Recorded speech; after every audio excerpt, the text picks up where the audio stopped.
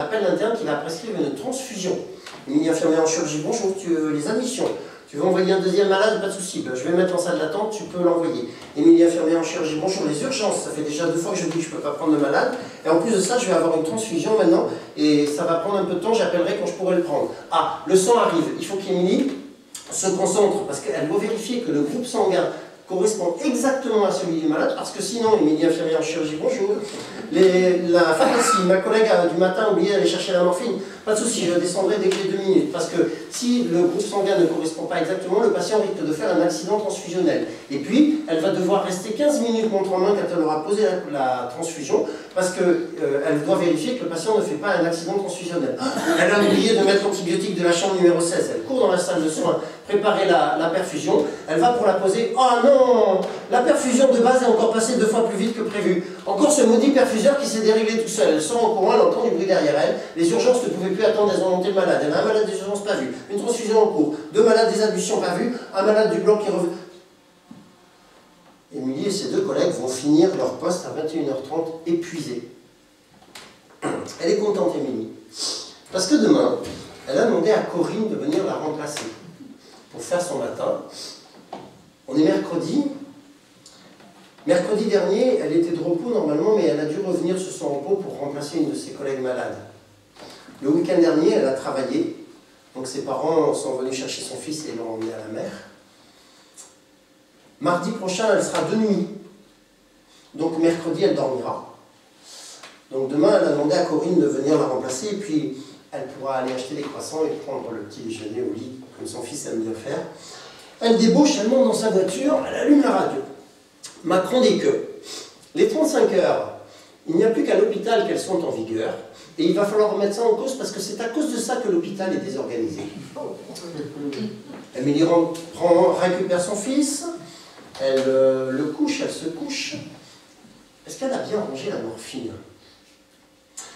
Elle se voit aller chercher la morphine à la pharmacie, la poser sur la paillasse, mais elle ne se voit pas la mettre dans le coffre-fort. Elle envoie un SMS à sa collègue de nuit qui lui répond immédiatement « Oui, tu as bien rangé la morphine ». Elle éteint à nouveau. Est-ce qu'elle a bien rempli le dossier transfusionnel du monsieur? Elle s'endort. C'est le téléphone qui la réveille. Il est 6 h du matin. La cadre de nuit l'appelle. Corinne est malade. Elle ne peut plus remplacer Émilie. Elle demande à Émilie de revenir travailler. Émilie va accepter. Pourquoi elle va accepter? Parce que c'est comme ça. Elle est infirmière. Elle a un contrat moral avec l'hôpital, avec les patients. Et puis surtout, si elle ne revient pas travailler, sa collègue qui vient de faire 10 heures de nuit ne pourra pas débaucher et va devoir continuer de s'occuper des malades. Elle appelle sa mère qui va venir garder son fils. Elle va dans sa voiture, elle allume la radio. Un ministre de Macron dit qu'il est 35 heures. Il n'y a plus qu'à l'hôpital qu'elles sont en vigueur. Et donc, il va falloir remettre ça en cause parce que c'est à cause de ça que l'hôpital est désorganisé. Elle va embaucher. En fin de matinée, elle va croiser sa cadre de santé qui va la remercier 10 fois d'être revenue travailler.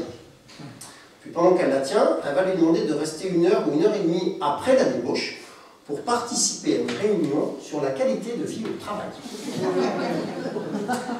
Parce que la certification approche et que l'HAS exige que la qualité de vie au travail des personnels soit une préoccupation prioritaire des établissements de santé. Émilie va refuser, parce que ça suffit. Maintenant, elle veut voir son fils. Émilie a toutes les chances, à son entretien annuel d'évaluation, sa cadre de santé, pressée par le système, lui met en objectif de participer à ces réunions sur la qualité de vie au travail. Si cet objectif n'est pas atteint l'année d'après, sa prime de service sera impactée. En langage managérial, impacté, ça veut dire diminuer. Émilie débauche, elle monte dans sa voiture, elle allume la radio. Un député de Macron dit que les 35 heures, il n'y a plus qu'à... Elle coupe la radio. Émilie va se mettre à pleurer. Elle avait fait infirmière pour soigner les gens, pour faire preuve d'empathie, pour les aider dans une période difficile de leur vie, pas pour travailler à la chaîne. Et pour la première fois, Émilie va se demander qu'est-ce qu'elle pourrait bien faire d'autre comme métier. Alors Eric, tu peux venir au box 10 s'il te plaît, c'est terminé. Ah bon, qu'est-ce qui s'est passé? On ne sait pas, on l'a trouvée morte. Il y a eu un décès au box numéro 10. Le problème c'est que pour sortir le corps, on doit passer dans le couloir des urgences bondé de malades. Imaginez un rencard ici, avec un corps mort dessus, recouvert d'un drap, et je dois le passer au milieu de vous. Bon là, vous êtes en train de regarder une conférence gesticulée, vous commencez à vous demander, après, il y aura un peu d'amitié ou pas? Si vous êtes dans un couloir d'urgence, nu sous votre chemise d'hôpital, en train d'attendre les résultats de votre scanner pour savoir si vous avez le cancer ou non, vous avez un rapport à la mort très légèrement différent. Alors on l'a déguisée en vivante. On a descendu le drap sur les épaules, remonté le dossier du brancard pour qu'elle ne soit pas allongée complètement, et on a mis un masque à oxygène, avec un ballon dessus, gonflé par un obus. Et on a traversé le couloir en priant pour que personne ne se rende compte qu'elle ne respirait plus. Vous vous rendez compte? L'exact contraire de ce qu'on m'a appris quand j'ai fait mes études d'infirmier, et l'exact contraire de ce qu'il y a écrit dans le protocole institutionnel intitulé « Gestion du décès à l'hôpital », où on nous rappelle que une personne décédée reste une personne humaine qui a droit à tout le respect. Tout à l'heure, la cadre de Émilie était inquiète parce que la certification approchait. Qu'est-ce que c'est que cette certification? Tous les 4 ans, l'HAS, Haute Autorité de Santé, va envoyer des experts visiteurs, qui sont des soignants en activité, pour vérifier que les établissements respectent les directives de cette HAS. Alors, j'ai choisi un petit critère. Alors, je vous avoue qu'il n'est pas tout à fait au hasard. Critère de l'HAS. Le patient bénéficie du respect de sa dignité et de son intimité. Ben ouais. La jeune femme répond que, effectivement, depuis une semaine, elle a la diarrhée. Monsieur Durand essaye d'uriner devant tout le monde. Je ne vois pas mon intimité. L'intimité de la personne ne serait pas respectée. Le pire, c'est que l'expert visiteur, il va venir vous le reprocher.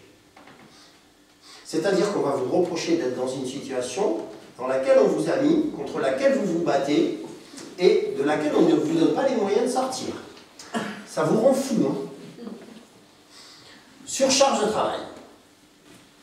Travailler en dehors de ses valeurs soignantes. Pression mise par la certification et le management, on voudrait que le personnel soignant jette l'éponge. Est-ce qu'on s'y prendrait autrement?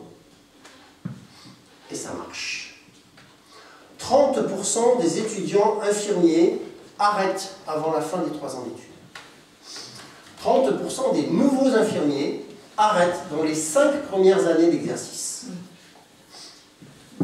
Eh bien, c'est impeccable. Le gouvernement, ma pauvre dame, on voudrait bien arrêter de fermer des lits et même en rouvrir, mais on ne trouve plus de soignants. Même des médecins, il n'y en a plus. Alors vous voyez bien qu'on est coincé. Alors vous allez me dire, mais personne ne résiste là dans la population et dans les soignants quand même. Alors si, il y a eu quelques actions intéressantes. Il y a eu une action intéressante à Limoges. À Limoges, il y a 100 médecins sur les 500 qui y sont employés qui ont boycotté la certification. Ils ont laissé venir les experts visiteurs et ils ont viré en disant on ne veut pas vous voir. Bon, la direction a fait la certification quand même. Je pense que si c'était devenu le mouvement national, ça aurait porté.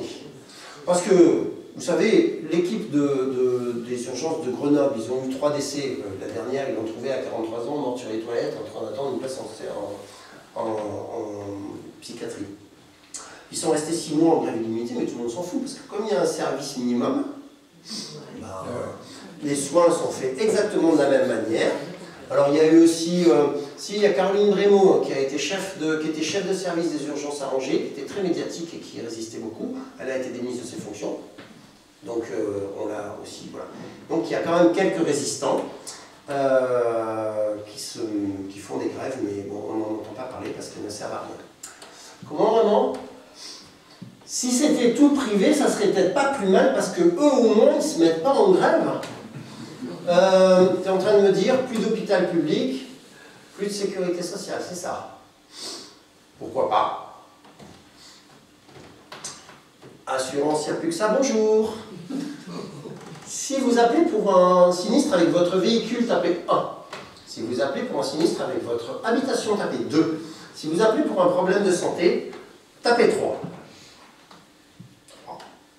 Si vous appelez pour un problème de santé pouvant être réglé par la médecine de ville, tapez 1. Si vous appelez pour un problème de santé nécessitant une hospitalisation, tapez 2. Si vous appelez pour joindre des pompes funèbres, tapez 3. 2. 1. Boléro de Ravel.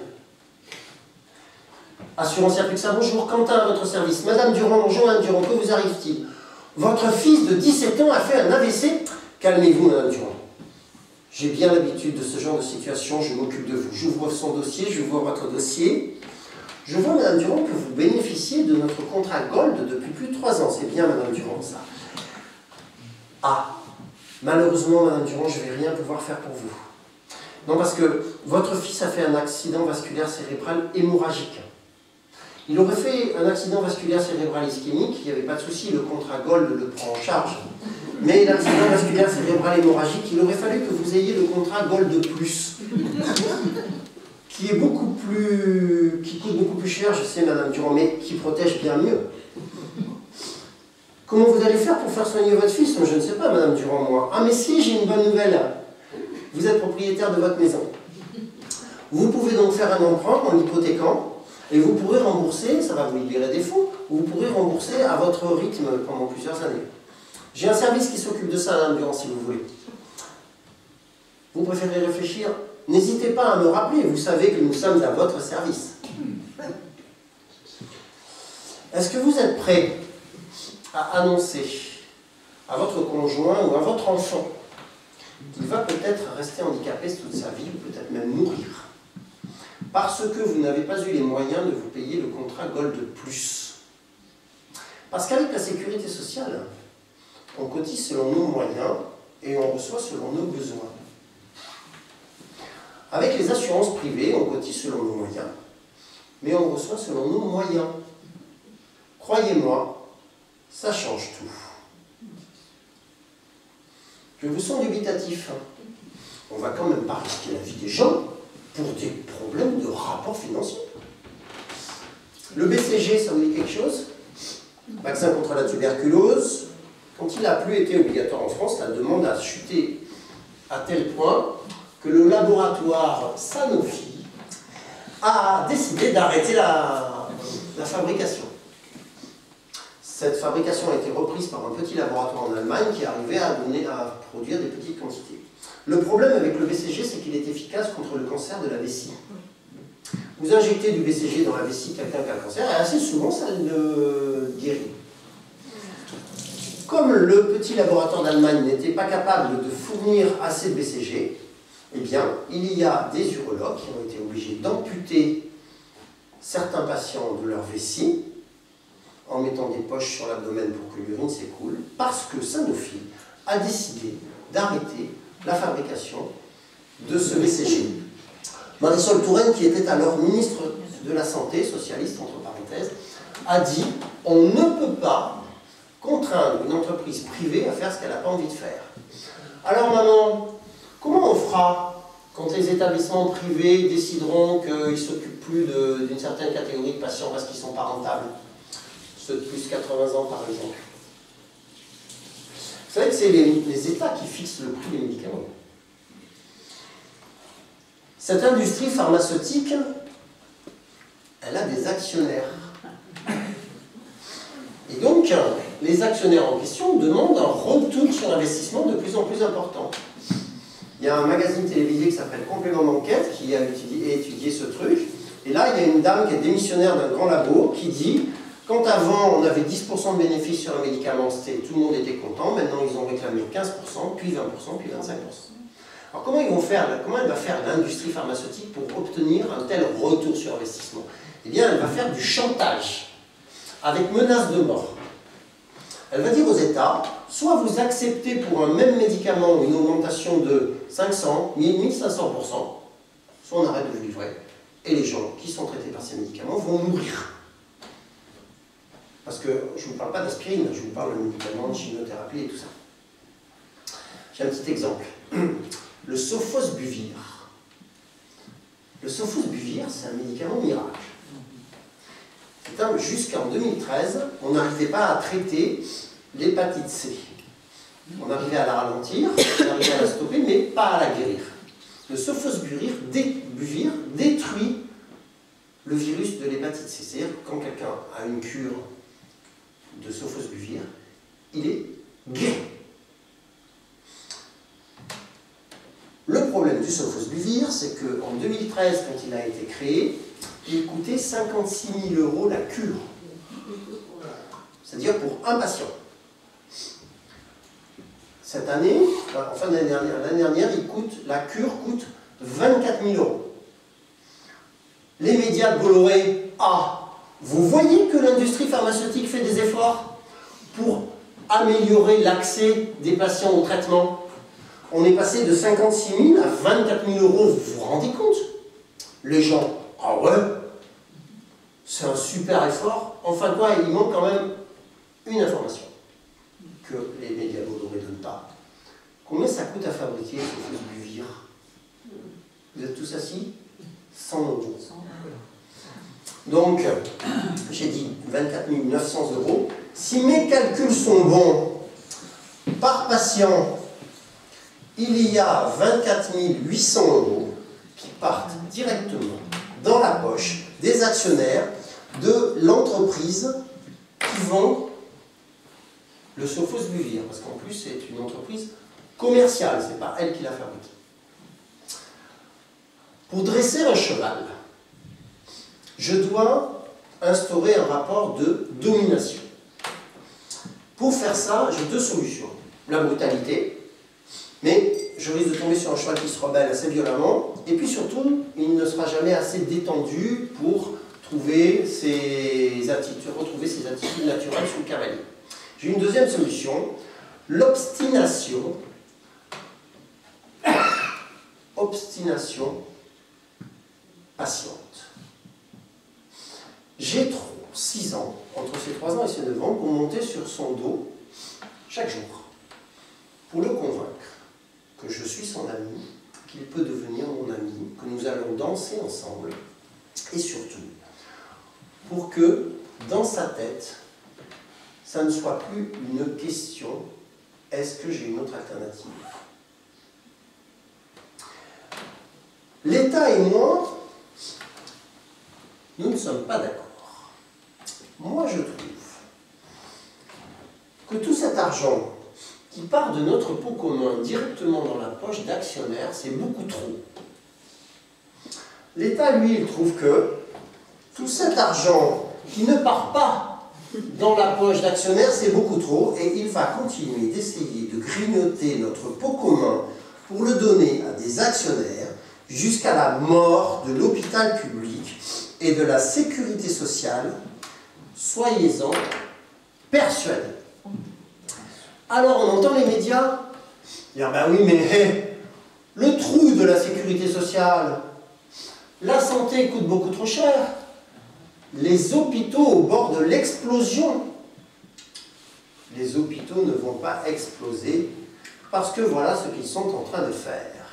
Ils sont en train de le dissoudre avec une obstination minutieuse et patiente sans que la population soit convaincue qu'il y a une autre alternative à la gestion de l'hôpital public.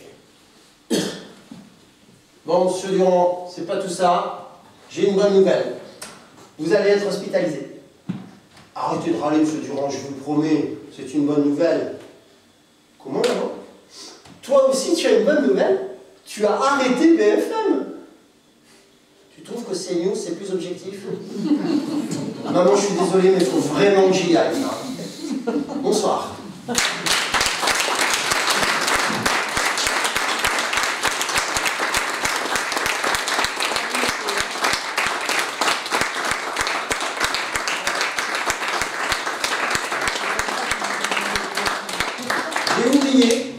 J'ai oublié une petite fin que j'avais imaginée, donc je vous la fais quand même.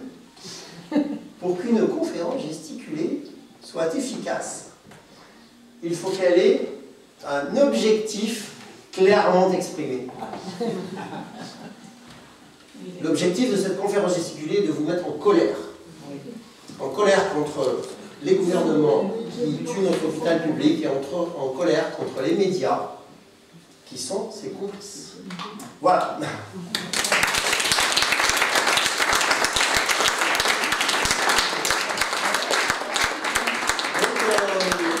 Maintenant, écoutez, la parole est à vous.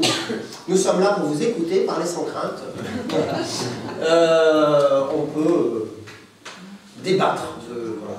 J'espère que je ne vous ai pas trop plombé l'ambiance. Il y a des gens qui bossent à l'hôpital, là? Toi, tu bosses à l'hôpital, on se tutoie? On se tutoie. Tu peux nous dire un peu, tu t'es reconnu dans Émilie, sauf que tu es en 12 heures? Hein? Pas du tout. Hein. Si, complètement. Et sur la façon dont on est managé aussi. Oui. La façon dont on nous fait passer la pilule. Oui. Vas-y. Accepter. La façon dont on fait passer la pilule, elle a dit. Comment on est managé. On en parlait à midi à la radio, là. On a été interviewé par Fréquence 7, ouais, c'est ça. Et du coup, on en parlait un peu après avec Sophie, la journaliste, qui disait, mais les soignants, ils ont jeté l'éponge. Parce qu'ils ne voient pas d'issue, quoi. Moi, je vais vous dire un truc. Hein. En 1988, j'étais tout jeune infirmier, on a fait des grèves, mais c'était impressionnant, quoi. Paris, les rues étaient blanches de gens en tenue. Les infirmières, là, il y avait des sacrées nanas, quoi. Les syndicats ne voulaient pas trop y aller, monter au créneau. Donc elles ont créé une coordination infirmière, nationale infirmière, qui a débordé les syndicats. Le ministre disait, nous, on ne veut pas parler à la coordination, on parle que aux syndicats. En plus, le ministre, il disait, les infirmières, on ne peut pas parler avec elles, parce qu'on leur parle grille indiciaire, c'est-à-dire salaire, et elles nous racontent leur vie. Parce que déjà à l'époque, c'était améliorer les conditions de travail et tout ça. Les filles, elles ont dit, au bout d'un moment, on a créé donc, cette coordination, et elles ont dit, mais il y a un problème. On est 80% de filles dans la profession d'infirmier, la quasi-totalité des porte-paroles sont des mecs. Donc elles ont dit, terminé. Interdiction formelle qu'un porte-parole soit un homme. Et c'était pareil pour les... Oui, c'était pareil pour les comment ça s'appelle? Les trucs de sécurité, là, pour les manifs. C'était que des filles. Service d'ordre. Service d'ordre. C'était que des filles. Il y avait interdiction aux mecs. Et du coup, elles ont... Bon, on s'est quand même un peu fait avant, mais on a eu un peu gain de cause. Il y a des hôpitaux parisiens qui étaient vides. Ils balançaient les matelas par les fenêtres. Enfin bon, il y a eu une vraie action. Et là, moi, on s'est mis en grève là, à l'hôpital où j'étais. On était 150 sur les 5000 employés de l'hôpital, tu te rends compte? Donc ils ont jeté l'éponge parce qu'on a fini par les convaincre que de toute façon ça ne changerait pas. Alors qu'ils sont super malheureux parce que quand je parle de travailler en dehors de ces valeurs soignantes, enfin, les infirmiers et les aides-soignants, ils travaillent jusqu'au burn-out pour continuer de s'occuper des patients. Et du coup, plus ils font ça, plus on diminue le personnel. Ok, c'est ça? Tout à fait. On est bien occupé. Tu bosses à Aubenas, là? Oui, c'est tout? Il n'y a que toi qui travailles à l'hôpital? Comment, toi aussi? Oui, aux urgences, donc je me suis bien retrouvée. Tu t'es retrouvée? Les perfuseurs, j'ai connu, les perfuseurs. Ah, le perfuseur, t'as connu? Parce que les gens ne veulent pas me croire. Il y a des gens qui ne veulent pas me croire. On a tourné 4 ans avec ce truc. On a joué des tours terribles. Ouais, tu vois, et là, quand je dis que les patients sont... Alors nous, on a un pharmacien qui est venu, une pharmacienne qui est venue et qui nous a dit, non mais moi, on s'est disputé très fort, je viens vous parler de la réalité, parce qu'elle nous disait, on ne peut pas acheter, il faut que les infirmières, elles passent, parce que le problème c'est que si Si le cadre accepte ça, qui est responsable s'il y a un accident? Ben, la pharmacie dit, ah nous on a donné des conseils. Les mecs ils ont écrit un protocole hein, en disant qu'il fallait qu'elle repasse 15 minutes. Moi j'ai renvoyé le protocole en disant non. Et du coup c'est l'infirmière qui sera responsable, donc il ne faut pas laisser faire ça. Et du coup la pharmacienne m'a dit, mais je viens vous parler de la réalité. Et là j'ai dit non, s'il y a quelqu'un qui vous parle de la réalité, c'est les infirmières là qui sont en train de... Elle est partie en claquant la porte, on s'est disputé vraiment violemment. Le pire, c'est qu'au départ, on s'en voulait, parce qu'avant qu'on comprenne que ça venait des perfuseurs, on se disait, mais j'ai fait une faute. Et pendant longtemps, oh là, ma paire, fallait passer, j'ai pas dû faire attention. Enfin, voilà. Le temps qu'à force de discuter, on s'aperçoive que ça venait de ça, on s'en voulait. oui, voilà. Et donc, au bout de quelques années, tu es à la retraite, là, ça y est À moitié. À moitié à la retraite. Au bout d'un certain nombre d'années, les gens, ils craquent. Vous vous rendez compte, enfin, le stress que ça entraîne court. De plus en plus court. Oui, de plus en plus court. Bah, parce qu'à force, ils ont plus de vie de famille, on les rappelle tout le temps. Ça, c'est encore un truc incroyable. On les rappelle sur leur repos. Mais c'est quoi qui pousse les infirmiers et les aides-soignants à donner leur numéro de téléphone? C'est pas obligé, hein. Je leur ai dit à mon équipe, je leur ai dit, mais si vous voulez le répertoire, allez-y, moi je vous le donne et vous mettez le feu, c'est pas un problème. Mais ils ont, comme Émilie, ils ont un contrat moral avec. Bon, les autres? Sur la sécurité sociale, vous avez des questions? Alors, je voudrais rajouter là, dans mon petit bazar, enfin petit, qui grandit de plus en plus, il y a deux choses que tu as oubliées. Oui. La première, c'est la taxe sur les salaires. Oui, tout La à fait. fonction publique hospitalière est la seule fonction publique à payer la taxe sur les salaires. Ça représente en France 100 000 emplois d'infirmières au 5e échelon. Tout le monde est OK avec ça, la taxe sur les salaires? Moi, je ne le savais pas, mais c'est un copain, parce que c'est un copain qui m'explique ça. Vas-y. Et la deuxième chose, j'ai un truc à dire. c'est la TVA. Oui. Nous sommes la seule fonction publique qui ne récupère pas la TVA. Bien. Donc, l'État se sert aussi. Alors, l'État il se sert. Alors, c'est des impôts qui repartent vers le budget de l'État. Oui.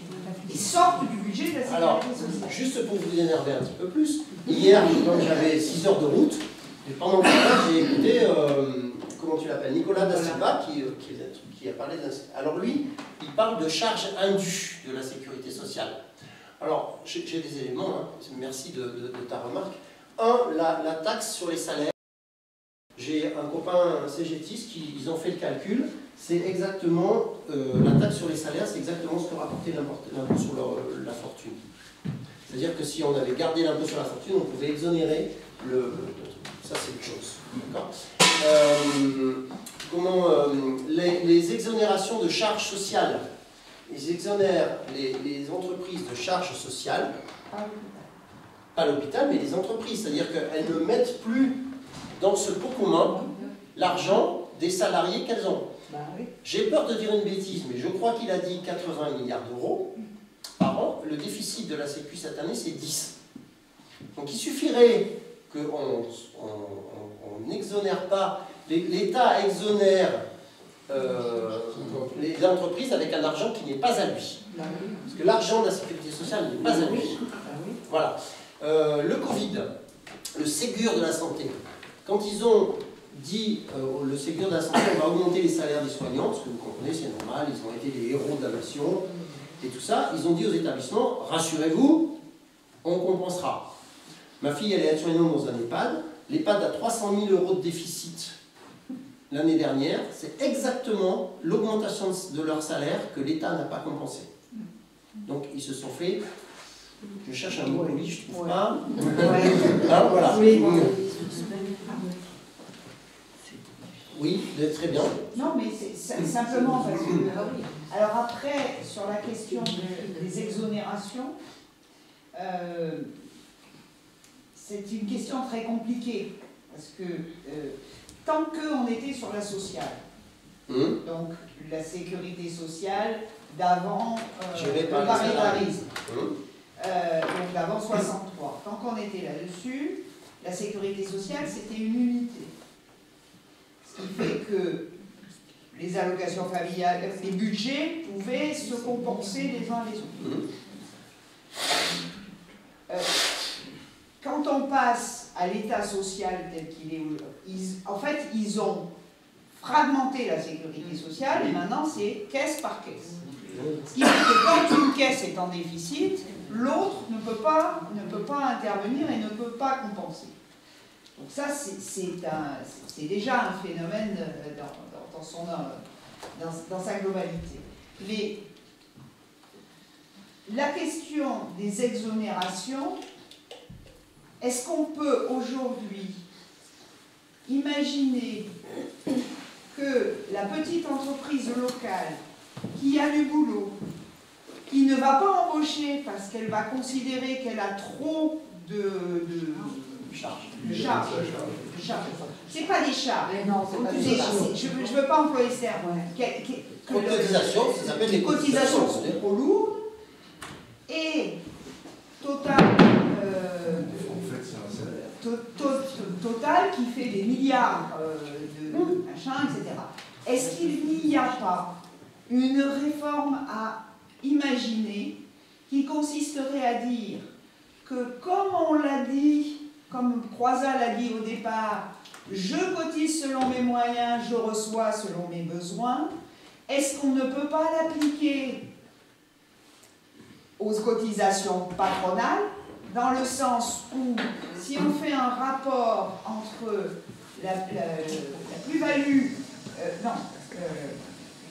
entre la richesse produite et la masse salariale, il est évident que les entreprises aujourd'hui qui cotisent, elles cotisent toutes au même niveau ou sont exonérées.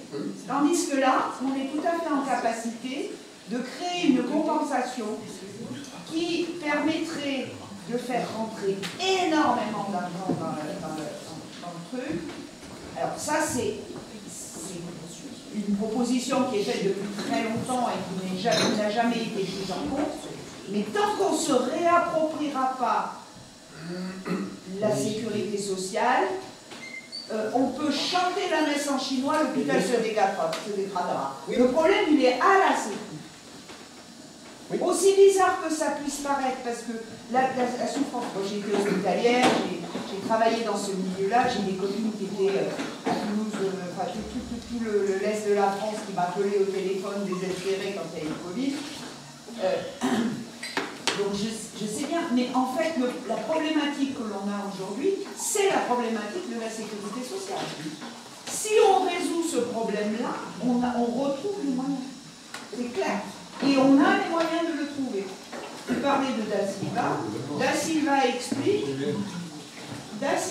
explique que en 2008, à la crise des subprimes, le trou de la sécu, le fameux trou de la sécu, ce truc qui on ne sait jamais le même chiffre. 2008, 8 milliards. 2009, 20 milliards. Et il pose la question très intelligemment en disant qu'est-ce qui s'est passé le 1er janvier, là, il y a eu une flopée de gens qui sont partis à la retraite, ou alors ils sont tous tombés malades. Voilà de quoi on est devant une ineptie. Tant qu'on ne se réappropriera pas et tant que les salariés ne reprendront pas le pouvoir sur la sécurité sociale, on ne saura pas le problème. Parce qu'ils vont continuer.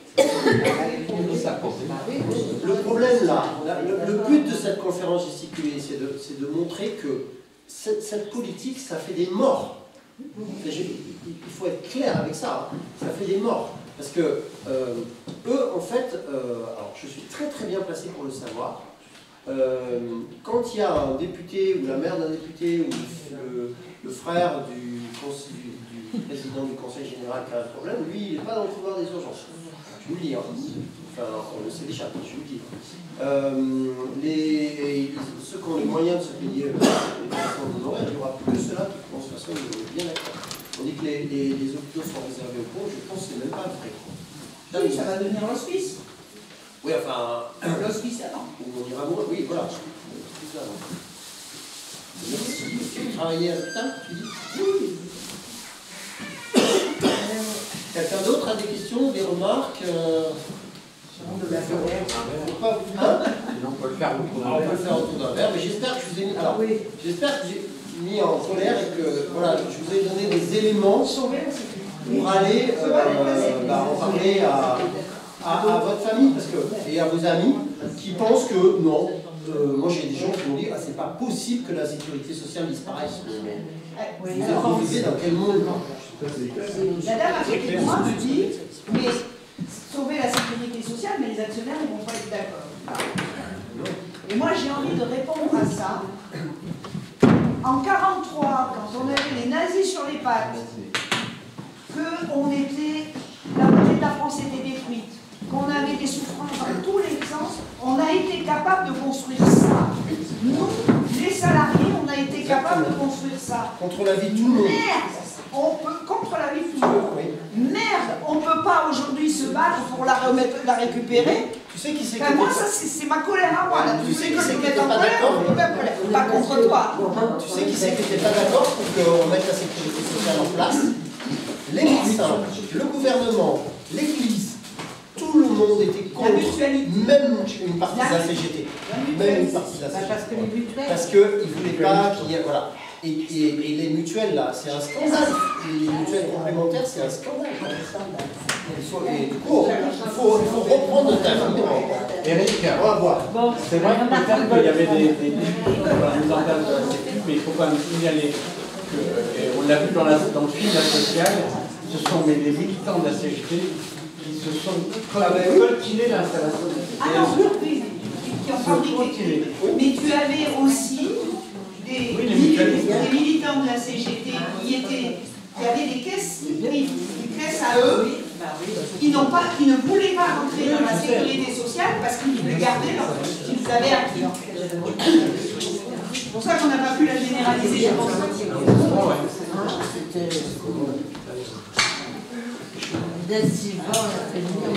Alors si vous voulez, on vous a parlé de Da Silva, vous allez sur internet, vous tapez la sécurité sociale a-t-elle besoin d'être sauvée? Vous tomberez sur un entretien de Da Silva sur Arte qui est merveilleusement bien fait. On peut peut-être se rapprocher de toi si vous souhaitez, que ceux qui le veulent. Bonjour.